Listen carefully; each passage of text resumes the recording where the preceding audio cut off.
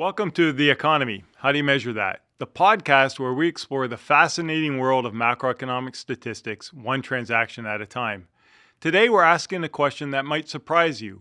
When a TV show like Seinfeld is created, how does that show up in GDP or the national balance sheet?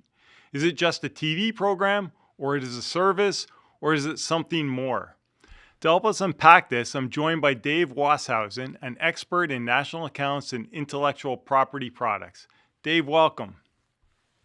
Thanks very much, Jim. Pleasure to be here.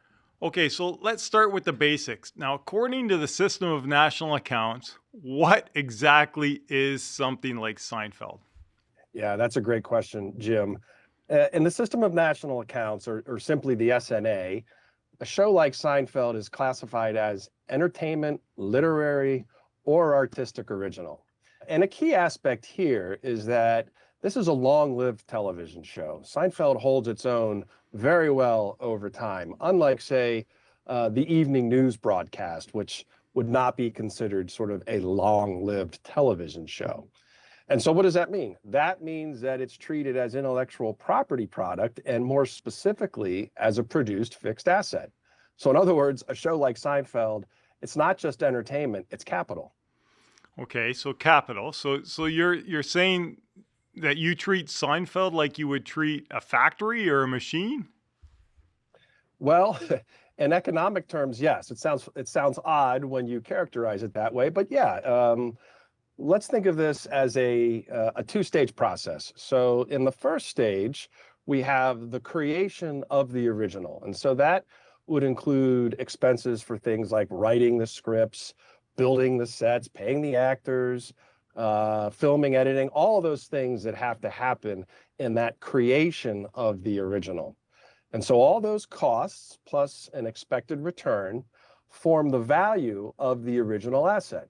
The master recordings of Seinfeld then become a fixed asset owned by that production company. And if that original is sold, just to complicate it a little bit more, if the original is sold, we'll value that at the sale price, just like a piece of machinery or equipment. And if it's retained, we estimate its value based on the production cost or the discounted value of expected future income, like syndication and streaming revenues and things like that. Okay, so if it's kept, you kind of sum up all those actor salaries and say, hey, that's the value of this original. So, I mean, there's a lot more that goes into that, but that's the original. But I mean, I've been watching Seinfeld many times for many years on rerun. What about all those reruns and the streaming versions? Yeah, you and me both, Jim. And I think to my wife's laments the fact that I watch so many reruns of Seinfeld. She says, how many times can you watch the show? And I watch them a lot like you. We're talking about stage two here. So again, it's a two-stage process. Stage one was the creation of that original. Stage two, so that original asset, that master recording, if you will, is then used to produce copies. So things like DVDs, broadcasting episode over television airwaves, streaming versions that show up on platforms like Netflix. Those are all copies and are separate outputs. And just like a machine wears out over time when used, that original asset experiences depreciation, or what the SNA calls consumption of fixed capital. And so while the cast of characters, Jerry and the gang, they don't age on screen, economically, that asset does. So they've been depreciating over time like a machine or like a building, and you have to depreciate it within the system of national accounts. That's interesting. I'm not sure the actors want to hear that, but I think that's very interesting. So, okay, so now let's talk about syndication. So Seinfeld, like you said, you and I have watched it many times. It's earned a lot of revenue on those reruns. Now, how do you record all that revenue? I mean, it's going to someone, it's flowing somewhere. Like, how do you record that syndication revenue?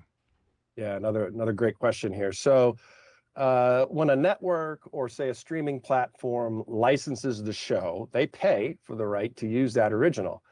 Those payments are recorded as royalty income for the owner of the asset, something that we explicitly show in the national accounts. And they can either be property income or payment for intellectual property services. It depends on the contract and how the revenues are actually recorded. So every time a platform pays to stream Seinfeld for you and I to watch, that's income generated by this fixed asset, similar to rent for a building, for example. Okay, so we've been talking about Seinfeld a lot, but what about, a fan video or a personal video uploaded to YouTube, or even like this podcast? Like, how do you record this? Like, is this an artistic Yeah. original? Yeah, well, these things are really taking off, as you well know. They're becoming more and more popular. Generally, these types of call them fan videos at home are outside the production boundary, unless it's generating income.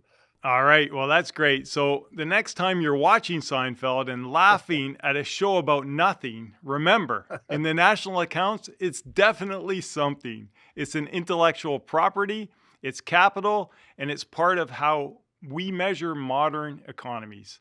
Thanks, Dave, for helping us understand how statisticians measure artistic originals.